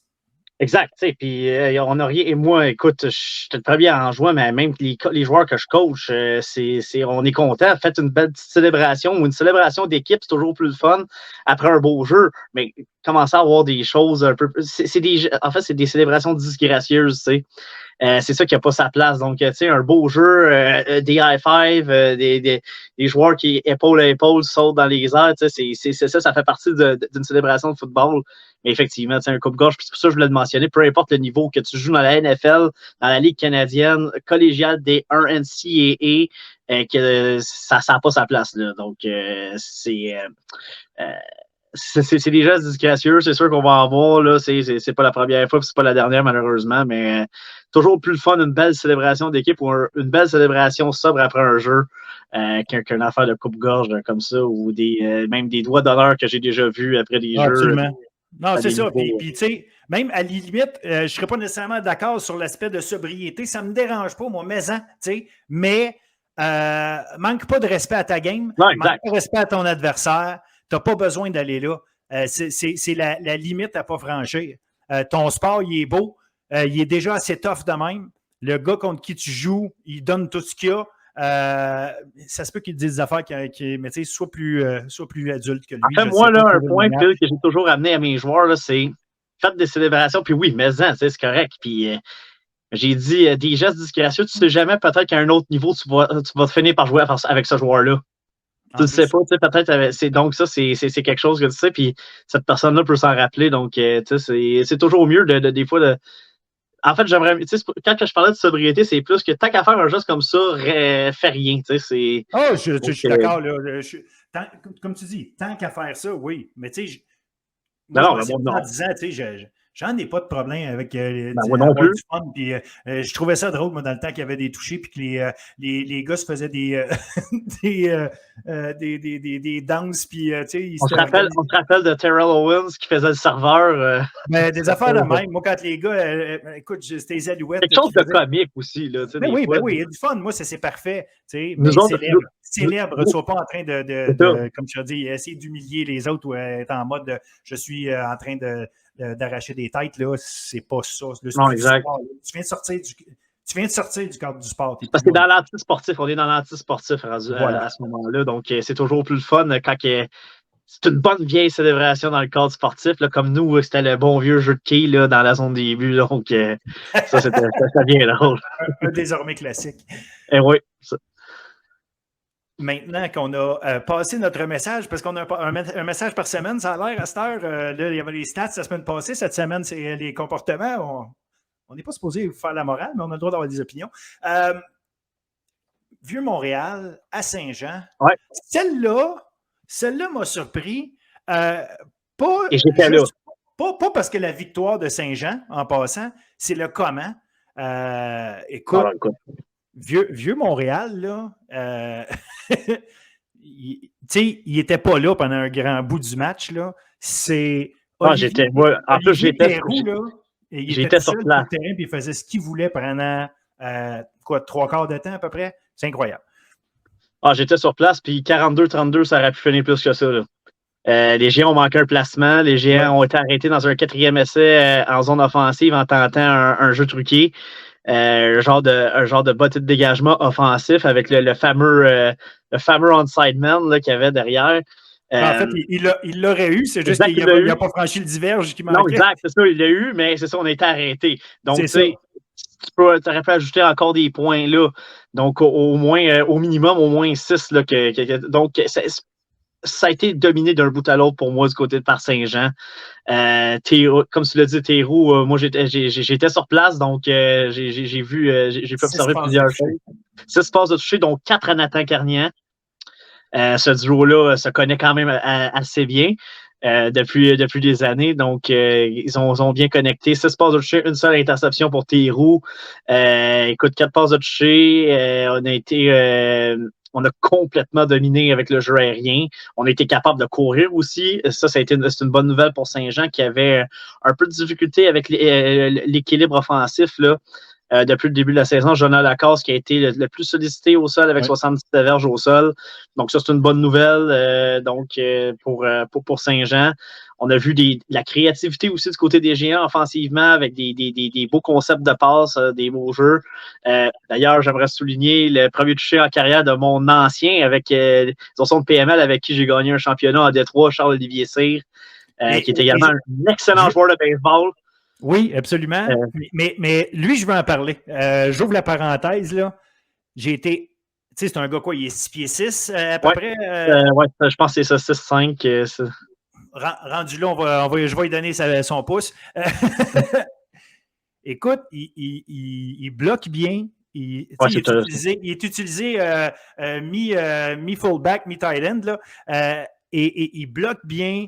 Il fait des bons tracés de passe. Et franchement, puis lui aussi aurait pu avoir encore plus de... il aurait pu marquer un toucher de plus. Franchement, j'ai trouvé que c'était un match très solide de sa part. Je ne sais pas si c'est parce que la performance du Vieux-Montréal a permis de voir encore plus évoluer les gars de Saint-Jean. Mais Charles-Olivier Cyr, là, je lève mon chapeau. Oui, Nathan Carignan en 4 passes, puis je lève encore plus mon chapeau, mais j'ai beaucoup apprécié le match de Cyr. Oui, écoute, puis c'est une recrue. Donc, qui joue à la position d'allié rapproché. Donc, c'est très intéressant. Nous, on l'utilisait comme allié rapproché à la fin de son périple. Il a commencé comme corps arrière, avec évidemment la charpente qu'il avait. Il était déjà très grand au niveau scolaire, mais non, on l'avait converti comme allié rapproché. Puis il est très bon. C'est un joueur qui est très sérieux. Aussi dans sa façon de faire, autant au niveau du terrain, mais de la préparation également hors terrain. Donc, ça, c'est un des bons joueurs, puis un des bons. J'ai coaché avec son père également, donc qui coach dans la région aussi de Saint-Jean depuis des années. C'est un des très bons joueurs que j'ai eu, ça, honnêtement. Puis, non, il a joué un match solide. Il a aidé beaucoup aussi pour le jeu aérien. Pas juste, il y a seulement 3 réceptions, un touché, là. Mais comme tu l'as dit, tu fais bien parce qu'il l'a bloqué, il a donné beaucoup, beaucoup d'aide à la ligne à l'attaque, qui a permis justement à Olivier Théroux d'avoir du temps pour décocher les passes. Écoute, ça a été tout un match. Puis ce que j'ai aimé du côté des Géants aussi, on a bien distribué le ballon. Nathan Carnian, Félix Joly, Charles-Olivier Cyr, Mathias Lefebvre, Hugo Duchamp, Félix Gagnon ont tous touché au ballon. Donc ça, c'est une bonne nouvelle aussi. Donc, pour Dimitri Morin, à qui j'ai parlé après le match, qui était très satisfait de l'attaque de son équipe, c'est un beau message quand même qu'on a envoyé du côté des Géants parce que c'est 42-32, comme je l'ai dit, mais ça aurait pu être plus. Puis on a joué un très, très gros match. En tout cas, au niveau offensif, on a envoyé tout un message à la Ligue qu'on était capable de faire des choses. Ben, tu le dis, au niveau offensif, ça n'a pas empêché qu'il y a eu des belles choses en défense. Moi, j'ai aimé le match d'Alex Fraser, notamment. Mathis Leboeuf, qui a été très bon aussi, qui aurait pu avoir 2 interceptions dans ce match-là. Là. Ben, en plein ça. Puis, tu sais, fait oui, on a fini par accorder 32 points. Il y a un touché porté là-dessus. Ben oui, ben évidemment. Comme tu dis, il y a ça. Ce qui a des longs jeux. C'est des longs jeux qu'on a accordés. Dans le chute de 75 verges. Ben, il faut les compter pareil parce qu'on a marqué sur des longs jeux à Saint-Jean aussi, là, quand tu regardes ça. Ouais. Mais la réalité, c'est que ce qui a marqué le changement pour Vieux-Montréal, c'est l'arrivée d'un ancien de Saint-Jean. Oui, exact, on passe d'accord. Tom Cabanza, qui est arrivé en la place de Philippe Orcel, qui avait pris, je pense, toutes les remises depuis le début de la saison. Là, Orcel, encore une fois, avait de la difficulté à créer quelque chose offensivement. ce que Cabanza a réussi à faire quand même. Puis le match, on pourrait dire, Saint-Jean avait une bonne avance, puis ils ont mis le pied, ils ont mis la pédale douce. Non, je ne veux pas à ce moment-là du match. Au quatrième quart, le Vieux-Montréal a démontré peut-être, mais il reste que... Oui, parce qu'à la fin, c'était quand même 42-25, là, avant que le dernier jeu, en fait, a touché... Mais 4,6 secondes, le dernier touché. C'est ça, là. Fait que là, on va dire que, admettons que, mais ça reste que Cabanza, au début, quand il est arrivé... Au troisième quart, ça a été clairement le meilleur quart du Vieux-Montréal. Autant, en tout cas, du moins offensivement, parce que c'est défensivement qu'on s'est complètement écroulé. Il y avait une réplique à chaque fois, c'est ça. Là. Exact. Donc, au troisième quart, on a montré des belles choses. Puis c'est intéressant ce qu'on a du Cabanza. C'est 9 en 16, 152 verges. C'est lui qui a lancé 2 passes de toucher. Puis ce que j'ai vu, Phil, on en a parlé souvent de Philippe Orcel depuis le début de la saison, puis c'est pas le procès d'intention, je veux pas faire ça, mais je pense qu'il va avoir besoin d'adaptation. Je pense que ça commence à peut-être le rythme. Il y a eu quand même des bons adversaires, 3 bons adversaires en partant de la saison, là, on va lui donner le bénéfice du doute. Mais au niveau athlétique, écoute, ses capacités sont incroyables, là. Mais je pense que peut-être que de faire le saut en D1 comme ça, je pense que c'est peut-être ça prend peut-être, des fois, ça prend juste un peu plus d'adaptation. Mais il va falloir l'entourer mieux que ça. On a quand même été capable de courir du côté du Vieux-Montréal, mais lorsqu'Orcel était là. Nicolas Apostol fait du très, très bon travail depuis le début de l'année. On va le donner encore 98 verges. Puis on l'avait dit que ça aurait été la force du Vieux-Montréal dans cette saison. Mais là, on n'entoure pas bien Orcel, il n'est pas bien protégé non plus. Tant que ça, au niveau aérien, on est très bon pour le blocage au niveau du jeu au sol, Phil, mais on a quand même des lacunes contre le jeu de passe. Faire déjà le jeu de passe, donc ça ne l'aide pas. Mais il va avoir besoin d'adaptation. J'ai hâte de voir comment le Vieux-Montréal va utiliser ses corps arrière, Orcel et Cabanza, d'ici la fin de la saison. Ça pourrait être intéressant, peut-être, si on veut essayer d'aller en série. Est-ce qu'on va vouloir y aller avec Cabanza qui a démontré de belles choses? On va vouloir continuer à développer Orcel. On a une grosse décision à prendre du côté du Vieux-Montréal, honnêtement, à ce niveau-là. À un moment donné aussi, il faut que tu y ailles avec le carrière qui te donne le plus de chances de gagner. Exact. Puis, et comme je l'ai dit, c'est rien contre Orcel, là, mais surtout quand tu le vois sur place, tu peux témoigner. Il y a beaucoup plus. Il y a de la difficulté, comme je l'ai dit. Ses qualités athlétiques sont A1. C'est la vitesse de la prise de décision. C'est la vitesse de prise de décision. Je comprends qu'il y a de la pression, mais tu sais, puis elle n'est pas moins là, c'est pas ça. Je serais prêt de le faire, by the way, en passant. Mais c'est juste de dire qu'il y a besoin d'accélérer sa prise de décision. Exact. C'est une question que je connais bien, moi, fait que je peux en témoigner quand même. Là. Mais oui, donc exact, je pense que c'est au niveau de la prise de décision, c'est différent. On a parlé c'est sans décédant comme joueur de flag football, mais c'est clairement pas la même chose. Il a joué civil un peu avec les couleurs de Saint-Léonard aussi, là. Mais il reste. Il y a moins d'expérience au niveau du football qu'au niveau, puis même si les couleurs de Saint-Léonard dans le niveau civil, c'est toute une ligue. T'arrives collégial D1, c'est pas la même chose, surtout avec les défensifs et les équipes qu'on a en D1, la compétition qu'on a. Donc c'est quelque chose qui s'améliore par contre du côté d'Orcel. Donc peut-être que j'ai hâte de voir si on va peut-être pas lui donner le retirer un peu pour qu'il apprenne peut-être vers les lignes de côté. Tu sais, des fois de voir le match des lignes de côté, tu peux tu vois la game différemment, puis ça peut peut-être revenir plus fort, mais je pense moi je serais pas surpris qu'on y aille avec Cabanza peut-être pendant un bout, là, jusqu'à la fin de la saison. Ça sera au Vieux-Montréal de décider à ce moment-là. Ce sera à voir parce qu'on a des receveurs vraiment intéressants. Élie Rivet, Gabriel Paul. Élie Rivet, puis Cernacek aussi, qui est un excellent athlète. Donc, tu sais, on a des très bons receveurs, c'est une chose. Il faut pouvoir en profiter, ça, c'est l'autre chose. Par contre, tu l'as dit, là, on joue contre des bonnes défenses, puis ce ne sera pas plus simple la semaine prochaine parce que c'est Grasset. Exact. Mais, comme tu l'as dit, ce qui est à retenir, c'est la façon dont Saint-Jean a gagné ce match-là. C'est très intéressant pour les Géants pour la suite de la saison. Absolument, absolument. Puis c'est là-dessus qu'il faut se concentrer. Sur le positif, 2 autres matchs qu'on avait, je ne veux pas qu'on passe énormément de temps là-dessus. C'est essentiellement des dégelés. Limoilou a battu Garneau 40-14. 2 équipes qui avaient 2 victoires, aucune défaite. Mais on l'a dit, là, le calendrier est monté d'une certaine manière par rapport au classement de l'an passé. Ça n'enlève rien. Chaque équipe, c'est 2 nouvelles équipes à chaque annné. Là, je veux pas. Et on se rappelle, Garneau et Limoilou ont battu 2 très, très, très grosses équipes en partant. Garneau, ça a été des victoires assez courtes contre Saint-Jean et contre Vanier. Fait que là, je pense qu'ils ont trouvé. Ils ont frappé un mur contre Limoilou cette fois-ci. Intéressant, par contre, Garneau, c'est Charles Gamache qui a joué tout le match. Donc, on n'a pas de chaise musicale côté carrière. Donc, ça, c'était intéressant de ce côté-là. Mais c'est très intéressant. Ça, de ce point de vue-là, de Garneau, au moins, on a fait confiance à Gamache tout le match. Ça, tu vas chercher un certain rythme, tu vas chercher quelque chose d'intéressant. Je pense que, tu sais, surtout rendu là, surtout avec une équipe de 2-0, tu veux peut-être pas commencer à jouer à la chaise musicale parce que t'es quand même, tu l'as dit, Garneau, c'était quand même 2 courtes victoires contre Saint-Jean qui est maintenant 6e et contre Vanier qui est dernier, tu sais. Donc, c'était pas des victoires convaincantes en plus contre ces équipes-là. On savait qu'ils se battraient dans ce coin-là. Ben là, Limoilou a juste prouvé encore sa domination. Écoute, Jérémy Ouellet a juste eu à passer pour 155 verges. Il a lancé 3 passes de toucher. Il s'est occupé du jeu au sol aussi. Il était capable de courir. Il a un touché au sol. Joey Marcotte était exceptionnel. Encore en haut de 100 verges au sol. On a bien distribué le ballon. Limoilou a été fidèle à son habitude. Puis défensivement, mais cette équipe-là a été solide. Et encore un autre bon match pour Victor Lavoie, pour qui on a des bons mots depuis le début de la saison et pour qui Coach Parent avait des bons mots en disant qu'il était capable de remplacer les grosses pertes à la défensive. Il a encore prouvé, il a joué un solide match encore pour les Limoilou dans la défensive. Absolument.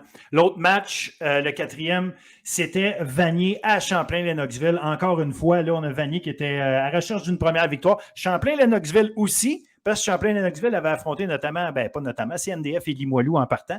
Donc, évidemment, ça jouait, mais bon, c'est là qu'on voulait voir ce que Lennoxville était capable d'envoyer un message contre Vanier, voir est-ce qu'ils étaient plus proches de Vanier ou ils étaient plus proches de l'équipe. Puis là, je pense qu'on a eu la réponse. Ben exact. Mais moi, ce que je trouve particulièrement fort du côté de Champlain-Lennoxville, c'est ce qu'on a été capable de faire au niveau de la défensive au sol. Adam Callender court 8 fois pour moins 10 verges. Ça me parle très fort. Puis, côté positif pour Vanier, il faut le dire quand même. Riley Element, là, comme corps arrière, a quand même bien fait. Riley Element est revenu et il a lui aussi trouvé Jason Bile tout le match. 9 catchs pour 162 verges, 2 touchés. On a tout un joueur de football à Vanier avec ce Bile, mais ça reste ce qu'on disait au début de l'année. Au début de l'année, on disait pour Vanier, trouvez-nous un joueur qu'on va pouvoir parler, qui va faire la différence. Je pense qu'on l'a. On l'a trouvé, mais il joue bien. Maintenant, il en faut d'autres.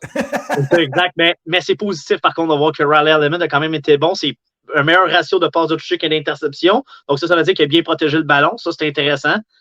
Quand tu regardes ça, surtout dans une défaite de 47-17, tu pourrais penser qu'il y a eu beaucoup de revirements. Pas du tout. Il était quand même très bon pour protéger le ballon à ce niveau-là. C'est intéressant. Moi, ce que j'aime du côté de Lennoxville, c'est que ça s'est pas juste joué avec Jerry Momo. Là. Oui, il y a eu un excellent match. 105 verges de toucher. On était 3 passes de toucher pour Antoine O'Doherty Linco. Ça, c'était intéressant. O'Doherty Linco. Faut qu'on se pratique à le dire. Là. Oui, c'est ça. O'Doherty Linco. Exact. Sa mère, je veux juste mentionner, et bonjour à sa mère, elle m'a écrit pour me dire « Hey, c'est correct, je comprends, c'est pas facile à dire. Vous pouvez dire juste Lincourt si vous voulez. » Fait que si jamais t'aimes mieux dire juste Lincourt, c'est même accepté par sa maman. O'Doherty Lincourt. Bravo.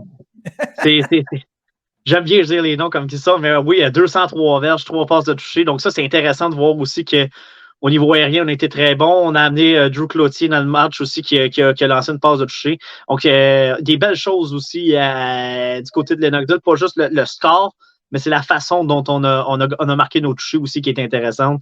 Puis, défensivement, Ambroise Duplessis-Giroux a joué tout un match pour les Cougars. Il était partout sur le terrain, lui.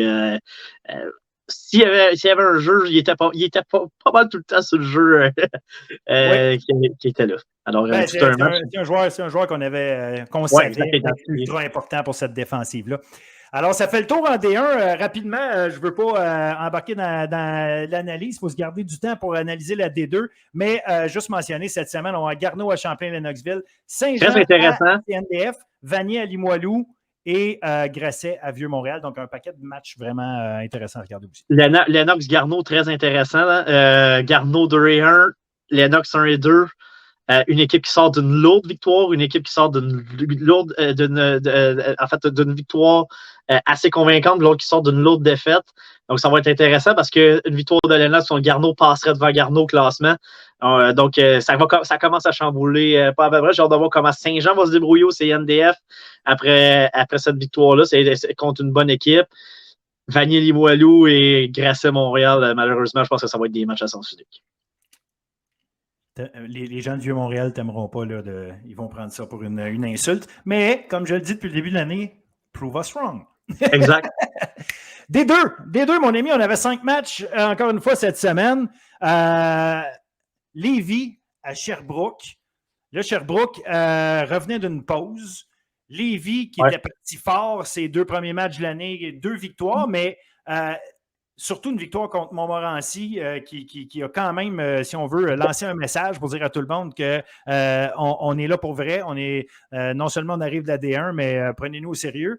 Donc, oui, il fallait le faire, mais Sherbrooke s'est assuré que Lévis comprenne bien sur le terrain de qui il venait jouer et à qui il faisait affaire, c'est-à-dire les champions en titre, parce que les volontaires l'ont emporté finalement 35-24.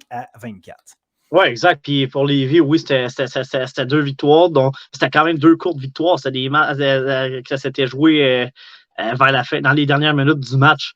Donc, surtout celle à Édouard Montpetit qui aurait pu, si Édouard Montpetit avait gagné ce match-là contre Lévis, ça aurait pas, alors que Lévis était favori, ça aurait pu changer bien les choses dans cette ligue-là.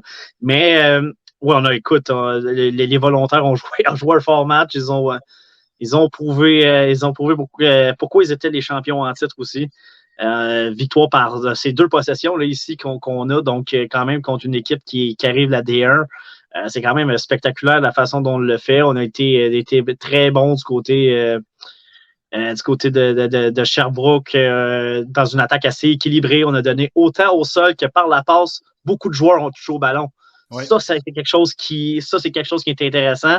Donc, ça veut dire que tout le monde était. Et tu sais, ce qui est le fun, ça veut dire que tout le monde était dans le match. Et ça, c'est quelque chose qu'il faut mentionner parce que des fois, quand tu touches pas au ballon, tu arrives, t'es plus. Ben là, on a un exercice de tout le monde, puis tout le monde a produit. Donc, c'est ça qui est intéressant aussi. Défensivement, on a eu des gros jeux. Émeric Charon joue tout un match. On accorde moins que 50 verges par la course aussi. Là. Ça avec, c'est très fort de la part de Sherbrooke. Oui, exact, contre un Charles Bourgault qui est quand même capable de courir. Là. Donc, tu donnes 19 verges sur 8 courses à Charles Bourgault. Je n'ai pas vérifié l'an passé, mais je ne suis pas sûr que ça y est arrivé. Et là, ça y arrive. Il y avait à peu près ça par course, je pense, l'an passé. Oui, donc, non, ça, c'est. On parle d'affirmation ou de statement pour utiliser le mot anglais. Oui, ça, c'est clairement. Ça, c'en est un gros, là. Autant offensivement, comme je te dis, on a distribué le ballon autant au sol que par la passe à plusieurs joueurs. Et défensivement, la façon dont on a joué, Émeric Charon a joué tout un match. Il y a 5 plaqués et demi au total. Il y a une interception. Il a été spectaculaire. Une interception, oui.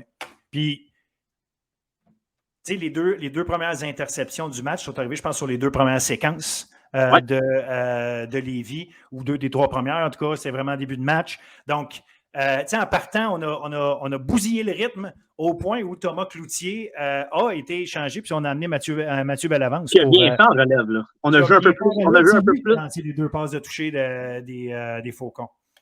Oui, puis tu sais, c'est un peu comme on parlait du CNDF de l'autre côté, tu sais, à un moment donné, c'est pas contre le corps arrière, mais des fois, ça va moins bien. Il faut juste que tu changes le tempo du match. Puis on a vu des belles choses avec Bellavance, des choses nouvelles, tu sais, parce que les corps arrière, surtout, tu sais, des fois, il y a des jeux que ton corps arrière, à numéro 1, il va connaître le jeu, le système de jeu au complet, mais des fois, ton corps arrière est plus à l'aise avec certains jeux que. Donc, c'est pour ça que des fois, c'est quand tu l'amènes, il y a une dynamique un peu plus différente. Puis, au moins, il a prouvé des belles choses. On a prouvé qu'on était capable d'avoir une bonne police d'assurance côté de Lévis-Lauzon si des choses comme arrivent comme ça avec Thomas Cloutier. Donc, ça, c'est le point positif qu'il faut retenir du côté des Faucons. deux choses que je retiens moi, de ce match-là. Tu parles de côté positif. Moi, en défensive, le travail de Jérémy Gauthier, 7,5 plaqués, 3 sacs Bon, oui, pour Lévis. Donc, je pense que c'est à souligner. Une autre chose qui est un peu moins positive, c'est malheureusement Xavier Miller-Bois, le porteur de ballon, a réussi un toucher dans le match. Malheureusement, il est sorti du match supporté par deux de ses coéquipiers, donc pas capable de mettre de poids sur une de ses jambes. L'année passée, il avait raté la saison complète à cause d'une blessure à un genou. On va espérer que ce ne soit pas la même chose parce que ça, c'est des histoires tristes quand ça arrive. Fait que juste, on lui envoie nos ondes positives. Là, c'est jamais le fun, une blessure, point, mais là, c'est particulièrement malheureux dans le cas de Xavier Miller-Bois qui, franchement, est frappé par la malchance, on va le dire. Oui, absolument, clairement. Puis non, c'est ça. C'est un excellent joueur de football, donc c'est ça qui est dommage pour lui. Surtout, c'est dur des fois. Tu reviens d'une blessure, tu veux reprendre ton rythme et tu te reblesses. Il faut que encore une fois, tu reprennes ton rythme. C'est un peu plus difficile, surtout dans une attaque, comme je l'ai dit depuis tantôt, où Sherbrooke a l'air à vouloir distribuer le ballon un peu plus à plusieurs personnes. Donc, de venir reprendre ton rythme, des fois, ça va être un peu plus difficile. Il y avait un autre match qui a été hautement enlevant entre les Nomades de Montmorency qui étaient 0-2. Les finalistes des 2 dernières années, qui amorçaient la saison 0-2, affrontaient le Noir et Or de Valleyfield, une équipe qui n'est pas piquée des verts. Et la semaine prochaine, s'en vont affronter John Abbott, on en reparlera. Mais il fallait gagner ce match-là. Il fallait gagner ce match-là. Ça finit 17-15. Donc, à l'arraché, 19-17, pas 19-17 en faveur de moi. Non. Ça, c'est une erreur sur le tableau du RSEQ. Okay. J'étais sur place, c'est vraiment 17. Oui, c'est ça, c'est le match que toi, tu étais. Oui, absolument. Il a écrit 19-17, c'est vrai, c'est une erreur, ça, c'est 17-15. À moins qu'on aille oublié des 2 points des deux côtés, là, mais sincèrement, j'étais sur place, je suis pas mal sûr que ça a fini 17-15, puis le tableau, il disait 17-15. Donc, bref. Rendu là, on donnera 2 points à chacun s'ils veulent avoir un toucher. Ce qui était retenu, c'est que ça a fini par 2 points. Oui, c'est pas le bout qui aurait changé grand-chose, no matter what. Intéressant, on avait Manuel Deslauriers à la place d'Esteban Bedoya derrière le centre pour Montmorency. Bedoya blessé. Pas sûr qu'il va non plus jouer la semaine prochaine, ça c'est une autre affaire. Mais Deslauriers, recrue, un ancien des Scorpions d'Armand Corbeil. C'est le frère d'Émile Deslauriers qui est le demi-défensif. Donc, Manuel Deslauriers qui a, somme toute, bien fait. J'ai aimé voir comment il a utilisé une certaine créativité à certains moments où est-ce que la pression était là, parce que le Noir et Or, on va le dire, là, il était capable. Moi, j'ai trouvé qu'il se déplaçait très bien. Il s'est bien déplacé autant dans sa pochette qu'à l'extérieur de sa pochette pour se sauver de la pression, justement. Et une chose qu'il a démontré, moi, je n'ai pas vu tout le match. Là. J'ai vu quand même l'essentiel, mais c'est pour ça que je n'étais pas sûr là, du 19-17. Je me suis dit j'ai peut-être manqué quelque chose à la fin. Mais il me semblait aussi que c'était 17-15 tout le match. Mais oui, écoute, il a prouvé qu'il était capable de lancer en mouvement aussi. Ça, c'est quelque chose qui est intéressant. Il était capable donc de faire des gros jeux à des moments opportuns. Il n'a pas été spectaculaire, mais il a été efficace. C'était ça qu'on avait besoin du côté de Montmorency pour gagner ce match-là. Il y en a un qui a été spectaculaire, puis je veux qu'on passe au Noir et Or après, là, parce que je ne vais pas mettre juste l'emphase sur le match de la partie de Montmorency, mais Olivier Jean, cette réception. C'est un receveur recru d'à peu près 6 pieds 1, 6 pieds 2. Il a une vitesse, mes amis, une explosion et une confiance quand il joue. Ce gars-là, parce qu'on ne peut pas connaître tout le monde par cœur avant de les voir jouer, j'avais vu ici et là, évidemment, parce que ce n'est pas son premier match qu'il jouait, mais le match qu'il a joué samedi soir vient de le mettre sur la map. Puis sérieusement, ce gars-là va être à surveiller pour les 3 prochaines années dans le collégial. Franchement, là, un excellent athlète. S'il peut continuer de s'améliorer, s'il peut garder une bonne attitude puis travailler, franchement, là, excellent joueur de football. Son retour de beauté qui lui a permis d'aller marquer le toucher, là, son premier. Écoute, l'explosion là-dessus, la vitesse, à partir de la ligne de 40, il a levé le doigt dans les airs pour commencer à célébrer. J'imagine que son coach va peut-être dire la prochaine fois, tiens le ballon puis rends-toi jusqu'au bout avant. Ça, c'est une autre histoire, mais il reste que c'était spectaculaire. Ah non, écoute, il est spectaculaire. Tu sais, puis on disait, est-ce qu'on va avoir un receveur qui va être capable du côté de Montmorency de se démarquer pour remplacer on sait qui du côté de Montmorency ce duo-là. Mais là, écoute, c'est intéressant ce qu'Olivier Jean a montré, c'est ça. Et tu le dis, c'est pas juste au niveau en tant que receveur de passe, mais en tant que retourneur aussi. Ça devient intéressant. Donc là, il y a des stratégies que tu dois peut-être mettre pour ne pas lui envoyer le ballon de son côté. C'est quoi, tu sais? Donc, ça va être un casse-tête aussi pour les coordonnateurs des unités spéciales. Il est intéressant. C'est un joueur spécial là, que je trouve. Moi, j'ai vraiment aimé. Comme tu dis, on avait quelques informations sur lui. On a vu ses premiers matchs cette saison. S'était pas démarqué de telle façon. On avait vu, il y avait quand même des bonnes sessions. On s'est dit, c'est un joueur quand même important. Et écoute, il a prouvé que c'était un joueur. J'ai pas peur des mots, un joueur étoile. Honnêtement, là, c'est un joueur étoile. S'il fait ça régulièrement, il n'y a aucun doute qu'il va être un joueur étoile. C'est ça. Pour moi, ça a été, c'est une révélation. Il a été très bon. Puis c'est un joueur que je vais aimer suivre en D1. Défensivement, Émeric Destin était très bon. Un gros match pour lui. Lui et Alcini Keita, en fait. Oui, exactement. Ce duo-là. Les trois secondaires ont joué un très fort match. Puis, exact. C'est les trois qui sont allés chercher une interception pendant la partie. Oui, exact. Puis c'était quelque chose que je voulais souligner parce que c'est pas venu. Tu sais, les interceptions ne sont pas venues de la tertiaire. Sont venus de la boîte défensive. Donc, ça, c'est très intéressant. Puis, on savait que c'était une force pour Montmorency. Ils ont été très bons dans ce match-là, surtout contre une équipe comme Valleyfield qui aimait passer le ballon. Des trois secondaires très actifs, très intenses. Oui, franchement, une belle équipe là-dessus. Mais parlant de défense, parce que si on veut traverser l'autre bord, parlant de défense, Lancelot Gilbert en a joué toute une lui aussi. Oui. Écoute, 9 plaqués. On ne le mentionne pas là, dans la feuille statistique, mais il y a au moins un sac. À mon avis, ça se peut qu'on n'y ait pas donné, c'est pas grave, mais il reste que. Non, il y en a un. On va pas mal sûr qu'il y en a un, à moins qu'on ait jugé qu'il y en a un, c'est sûr et certain. Là, comme je dis, là, à qui ils l'ont donné, c'est pas grave, mais. Lancelot Gilbert, on le sait qu'il est bon, on le sait que c'est le pilier de cette défense-là. Il en a joué une vraie. Puis il est une des raisons primordiales qui fait que l'équipe de Montmorency s'est ramassée avec des gains de seulement 47 verges au sol. Non, écoute, c'est incroyable. Puis même, des fois, on tentait d'aller de l'autre côté de lui. C'était le premier qui faisait le plaqué. C'est lui qui traversait la formation pour aller faire le plaqué. Donc, quand tu parles d'un joueur spécial, on parlait d'Olivier Jean à l'attaque pour Montmorency. Défensivement, Lancelot Gilbert pour le Montréal de Valleyfield, c'est tout un joueur de football. Il y a quelque chose t'as un game changer défensif, là, tu peux en avoir, là, lui, c'en est un. Puis écoute, ils lui ont donné 9 plaqués total, là, je pense, il y en a peut-être plus que ça. Honnêtement, je l'ai vu, à chaque fois que je voyais quelque chose, je dirais que c'était lui qui était là, mais peut-être qu'il n'y a pas tant de plaqués, mais il était tout le temps autour du jeu. Oui. Peu importe. Donc, c'est pour ça qu'on était incapable de courir du côté de Montmorency dans ce match-là, parce que Lancelot Gilbert a été exceptionnel en défensif. C'est ça qui a permis à Valleyfield de quand même rester dans le match, parce qu'offensivement, tu parles de la passe, on faisait quand même des belles choses du côté de Momo. Valleyfield était très bon, puis c'était un peu lui l'élément qui a permis... en fait, c'est le maître de cette défensive-là, c'est le général, là, mais il rend tout le monde autour meilleur dans cette défensive-là, puis il est exceptionnel. Même, on a tenté, comme je te dis, on a tenté des stratégies pour le contrer. Il a quand même fait les jeux. Donc, quand tu parles de quelqu'un de spécial, c'en est un, ça, Lancelot Gilbert. Exact. Puis un autre en fait, il y en a deux histoires. Là. Il y a le porteur de ballon, là, Ruben Bertrand Wepé, qui 13 courses, 53 verges, mais au-delà des chiffres, c'est cette façon d'attaquer le centre tout le temps. Oui, absolument. Et franchement, puis ça, ben, en fait, là, c'est pas que lui, là, c'est la ligne offensive. Là.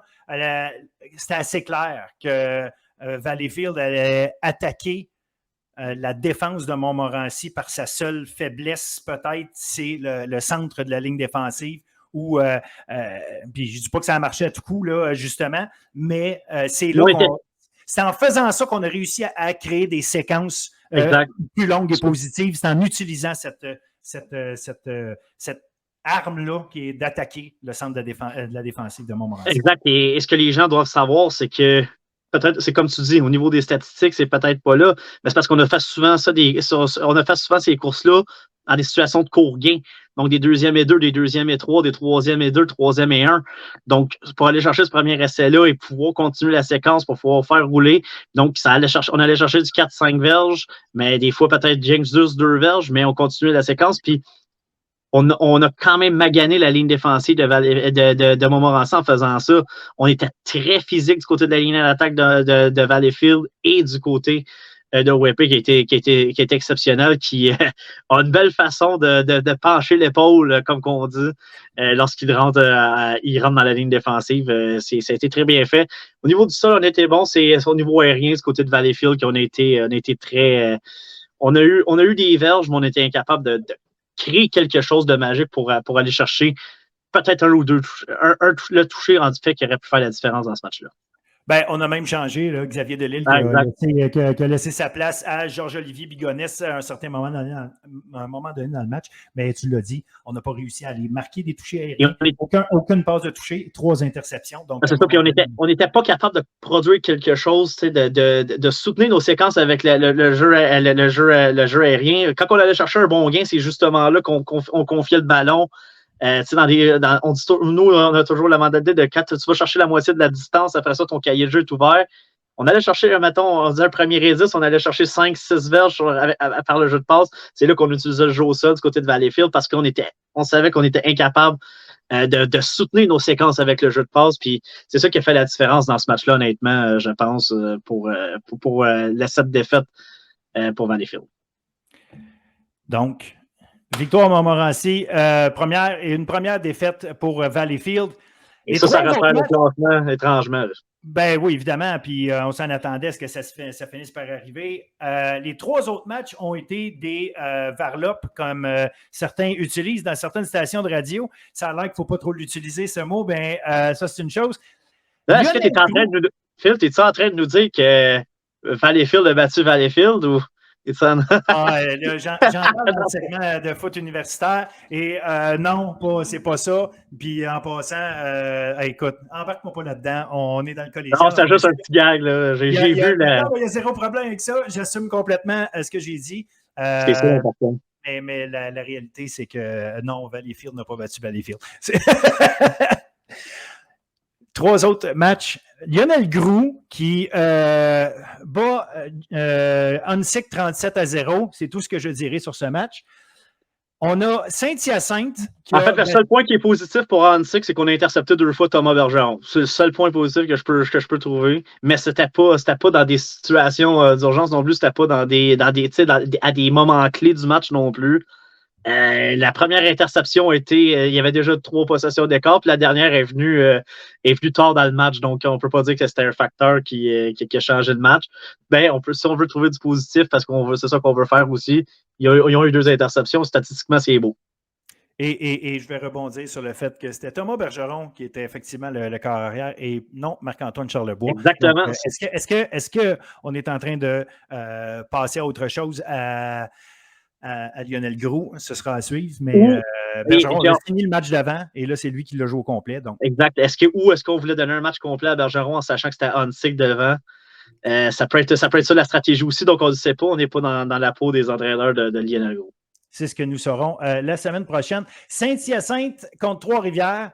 Ben écoute, une victoire de 37-7 de Saint-Hyacinthe. En tout, tu as 3 joueurs là, qui ont porté le ballon pour plus de 50 verges. Chacun pour Saint-Hyacinthe. Fait qu'à un moment donné, ben, l'accumulation fait que Saint-Hyacinthe a simplement joué une game défensive comme était supposé la jouer. On a accordé 49 verges par la voie des airs dans ce match-là. Puis c'est tout à Raphaël la victoire ou presque. Il y a 7 des 9 catchs. Exact. Il y a seulement 3 joueurs différents qui ont touché au ballon de Trois-Rivières au niveau aérien. Fait que, à un moment donné, donnons à César ce qui lui appartient. On va dire, c'est Saint-Hyacinthe. Saint-Hyacinthe a fait le travail pour empêcher Trois-Rivières de performer. Et puis, on a bien couru le ballon, donc ça a permis seulement à Antoine Ouimet de seulement lancer 12 passes pour 132 verges, mais quand même lancer 2 passes de toucher. Donc, on n'a pas eu besoin. En plus, on n'a pas eu besoin d'Antoine Ouimet pour gagner ce match-là. Donc, très. Voilà. Très grosse victoire. Oui, mais on vient d'apprendre, suite au match de la semaine passée, il sera avec le Rouge et Or dorénavant à partir de l'an prochain. Fait que ça vous montre la qualité de carrière qu'il est si la gang du Rouge et Or, Mathieu Bertrand et Justin Etier, ont jugé qu'Antoine était le genre d'homme qu'il voulait. Ça sera intéressant à suivre pour son avenir. Donc voilà pour ce match-là. On va terminer notre segment aujourd'hui avec la victoire de John Abbott, 38-0 contre Édouard Montpetit. Et si je savais John Abbott puissant, j'avoue être déçu de voir ce 0-là du côté d'Édouard Montpetit, qui avait eu, 2 défaites pour commencer l'année, mais on s'était dit ensemble, ils jouent bien dans la défaite malgré tout. John Abbott leur a fait comprendre que jouer bien, c'est pas assez. Il faut très bien jouer. Puis on va se le dire, quand tu donnes 5 interceptions, Miguel Cardin, pauvre Miguel Cardin qui a été intercepté. Il t'a donné seulement 34 verges au sol à William Chamberlain. Ben voilà, c'est ça. Puis tu sais, dans le fond, Chamberlain, là, il a fait 106 verges. 72 des 123 verges par la passe, c'est lui qui les amasse sur 3 réceptions. Puis oui, il court pour 34 verges, mais sur 11 courses. Ils n'ont rien donné à Édouard Montpetit. Puis 5 fois, ils n'ont pas juste rien donné. Ils leur ont enlevé leur ballon avec des interceptions. 2 de celles-là, Adam Perks. Fait que non, c'est une victoire, je vais dire, facile de John Abbott, mais parce que la défensive a complètement planté Édouard Montpetit. James Lannon, écoute, tout un match, lui, il était partout, il est parti partout dans ce match-là. C'est lui qui a dicté l'allure de ce match-là. On a 2 interceptions pour Adam Perks, comme tu l'as dit, qui était très bon. Du côté d'Édouard Montpetit, écoute, il n'y a pas grand positif dans ce match-là, à part peut-être Antoine Laberge en défense, qui a quand même joué un fort match. Mais sinon, écoute, Édouard Montpetit veut utiliser William Chamberlain justement pour bien courir, pour mieux passer le ballon. Là, on était incapable de courir, donc on était incapable de passer le ballon. C'est seulement 9 passes complétées, dont puis sur les 23, il y a 22 passes tentées. Là-dessus, il y a 5 interceptions. Fait que tu te dis que donc sinon, ça a été un match très difficile. Je pense que c'est un retour sur terre un peu pour Édouard Montpetit après 2 défaites, parce qu'on se disait, on s'attendait peut-être pas nécessairement à une victoire, là, pour être honnête. On s'attendait à ce qu'ils mettent des points sur le tableau, à ce qu'ils soient capables de jouer un peu plus serré, mais écoute. Les Highlanders ont envoyé tout un message en disant encore que ça va être encore très dur de les battre en D1. Absolument. En D2. Oui, en D2, oui. Puis il faut aussi mentionner qu'on a couru pour presque 280 verges du côté des Highlanders. 2 joueurs qui ont porté le ballon pour 123. Alexandre Martin, 107. Donc, non, regarde, c'est là que ça s'est joué, mais je voulais quand même mentionner ça, là, aller plus loin que juste mentionner le score, parce que franchement, le comment est important dans cette histoire-là. La semaine prochaine, Édouard Montpetit est à Lionel Groux. Ça, c'est 2 équipes qui ont des points d'interrogation au-dessus de la tête. J'ai hâte de voir qui va en sortir victorieux. Ça pourrait avoir une Pour Édouard, c'est un match d'une importance capitale. On ne veut pas tomber à 0-4. Là. Puis, si tu veux lancer un message, qu'est-ce que s'est passé à John Abbott? La semaine passée, c'était seulement une erreur de parcours. Donc, on veut bien rebondir du côté de mon petit match très important. Probablement, ça va être un des plus intéressants là, dans les 3 divisions en fin de semaine. Exact. Puis, tu sais, Lionel Groux, moi, je mets des points d'interrogation à Lionel Groux parce qu'il y a des choses que je ne m'explique pas toujours. Mais ça reste qu'ils ont un certain Tristan Thibault qui fait une sacrée job depuis le début de l'année comme porteur de ballon. Liam McGonigal qui est le meilleur receveur. Mais là, on ne sait pas c'est qui le corps arrière. Mais on sait pas c'est qui. Exact. Fait que là, est-ce que ce sera Thomas Bergeron? Ça, c'est une chose. Là-bas, on sait qu'on est capable d'utiliser Thomas Bergeron s'il y a quelque chose, mais ça va rester à voir. Sauf qu'il y a des choses à régler pour Édouard Montpetit s'ils veulent espérer gagner, puis justement pas tomber 0-4. Le gros match, en fait, je dis un des gros matchs, parce qu'il y en a d'autres, mais Montmorency à John Abbott, ça, c'est une rivalité féroce. Donc, ça va être intéressant parce que Montmorency ne peut pas se permettre de jouer un match moyen. On l'a vu, John Abbott te fait payer très, très cher. Et John Abbott est une équipe avec Reed Walker en partant qui est capable de courir au centre. Et en fait, j'irais jusqu'à dire, tu ne peux pas juste jouer un bon match contre John Abbott. Il faut que tu joues presque un match parfait. Non, t'as raison, mais tu sais, Saint-Hyacinthe a perdu 31-28 contre eux au début de l'année. Puis ça a fini sur le dernier jeu du match. Saint-Hyacinthe, c'est une très bonne équipe, mais tu sais, là, tu vas me dire c'est le premier match de l'année. Après ça, John Abbott bat Huntsic 41-3. Ils ont fait ce qu'ils avaient à faire, mais on le sait que contre Huntsic, c'est dur d'évaluer ce que ça va donner. Après ça, qu'est-ce qu'ils font? Ils s'en vont battre 38-0, Édouard Montpetit. Fait, est-ce que c'est l'équipe qui détruit tout le monde ou c'est l'équipe qu'au début de la saison a joué un match serré avec Saint-Hyacinthe? C'est ça qui va être intéressant à voir. Je pense qu'on va les répondre à ça. Saint-Hyacinthe avait joué un gros match au début de la saison. Ils ont quand même été à court. Donc, c'est pour ça que je veux dire, du moins, il faut que tu limites les erreurs. Tu ne peux pas donner, comme Édouard Montpetit a donné 5 fois le ballon à John Abbott, tu ne peux pas faire ça. Peu importe t'es qui dans la ligue, tu ne peux pas faire ça. Exact. Puis ça va être, en fait, le test, pour moi, c'est de savoir, est-ce que cette défensive-là de Montmorency, de laquelle on dit autant de bien, va se lever contre John Abbott, parce que ça va être absolument nécessaire de le faire. Comme tu disais, la faiblesse, elle est au centre du côté de Montmorency, défensivement. J'ai hâte de voir comment on va attaquer. Probablement qu'on va, le mot d'ordre, ça va être d'attaquer au centre avec nos deux excellents porteurs de ballon, Reed Walker et Alexandre Marchand. Donc, ça va être très intéressant. Si le courir contre Sanverge, tu es capable d'aller au centre. Ça pourrait être très, très long pour Montmorency. Ça peut être un match serré, comme ça pourrait être un match qui pourrait être long pour cette défensive-là si elle se fait piler dessus de cette façon-là. Moi, je n'ai pas l'impression que c'est tant la défensive qui va se faire tant piler dessus. C'est sûr qu'il va y avoir des séquences au sol, là, la question. Puis ça va gruger du temps. Tu contiendras pas le jeu au sol de John Abbott pendant les 60 minutes. C'est pas ce que je pense. Mais Montmorency a la défense pour empêcher que ça se passe à chaque fois. Fait que ça, c'est ça, c'est clair. Mais l'autre chose, c'est parce qu'il faut aller sur l'autre côté du ballon aussi. Là. Est-ce que Montmorency a l'attaque pour challenger John Abbott? Puis c'est ça aussi. Là. Si John Abbott remet tout le temps rapidement le ballon à son attaque, la défense remet. C'est là que la fatigue va embarquer. Puis c'est là que peut-être qu'à un moment donné, John Abbott va pouvoir partir. Ça va être à surveiller. J'ai hâte de voir j'ai hâte de voir comment qu'est-ce que John Abbott va faire justement contre Olivier Jean, comment Montmorency va être capable de libérer Olivier Jean dans ce match-là, parce que lui, ça va être la clé clairement offensivement pour Montmorency.